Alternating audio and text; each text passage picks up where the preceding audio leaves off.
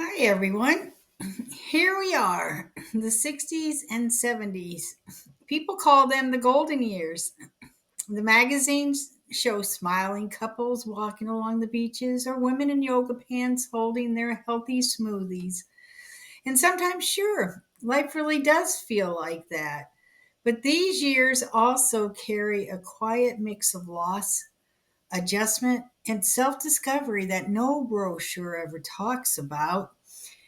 And before we get too far, thank you if you're returning. I love that you keep coming back for these talks. And if you're new here, welcome. I'm so glad you found me. The 60s, they can feel like standing on a bridge. One foot still in the working world, the other testing what comes next. For many women, this is the decade when the fear of losing relevance creeps in. Maybe you're still working, but the company has started hiring people half your age. Maybe there's a whisper of retirement planning in the air, and you're not sure if that means freedom or invisibility. You spent decades showing up, reliable, capable, getting things done. And now you wonder, when I step away from all that, who will I be? Well, that's not vanity. That's just identity shifting. There's also the body's quiet rebellion. Hormonal changes doesn't always stop at menopause. They echo for years. Weight redistributes itself without permission. We all know that. Skin changes, hair thins, joints ache, and for some of it's frustrating. For others, it's humbling. When we look in the mirror and think, when did my mother's reflection move in? It's not about vanity, it's about adjusting to the stories that our bodies are now living. And then there's preparation, not just for retirement, but how life will feel when the structure of work and family routine shifts. Some women thrive with new projects, new hobbies, or part time passions. Others feel unmoored. Nobody hands you a map for this. It's a balancing act between excitement and fear, freedom and loss. So if you're in your 60s, what's one thing that surprised you about this stage of life? Something you didn't expect to feel, good or bad. Share it below. The stories we tell each other in this decade often become the road signs for those, just right behind us. And now, most almost quietly, that bridge leads us to the 70s. The air here feels different, softer, slower, but still full of movement.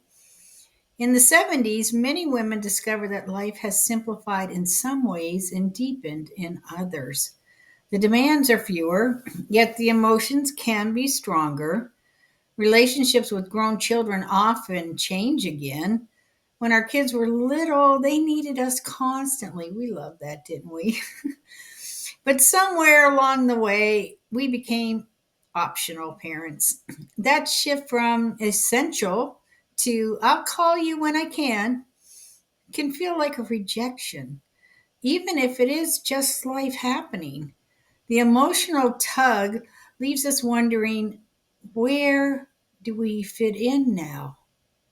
We know and understand they're raising their own families, making choices we may not always understand. We love them furiously, but the dance becomes more delicate, offering advice, without overstepping, being available without hovering. Sometimes we feel needed only in moments, and that can sting too. But sometimes it is a relief to see them flying on their own wings. And our reflections change too. Wrinkles no longer feel like the enemy. They become, lines of record, proof that we live through love, loss, and laughter, and everything in between.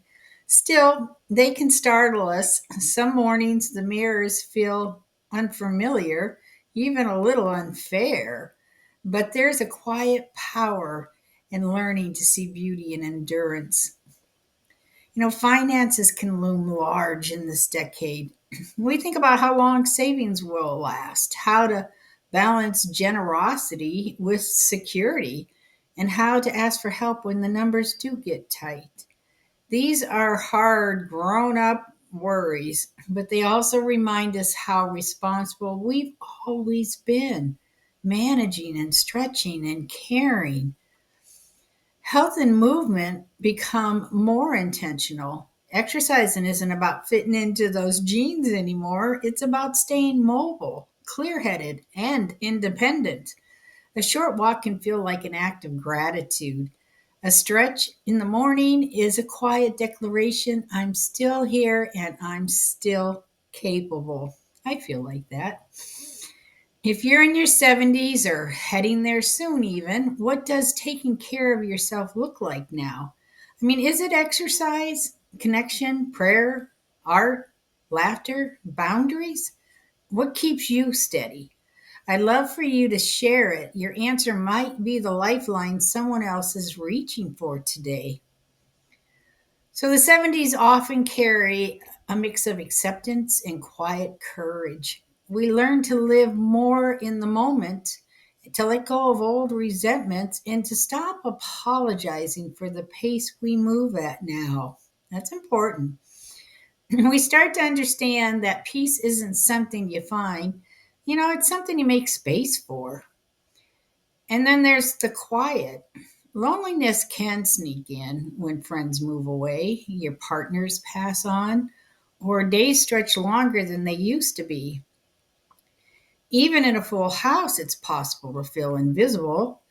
And yet, there are women who use that space to rediscover themselves, painting, traveling, volunteering, choosing things not because they're expected of them, but simply because they want to.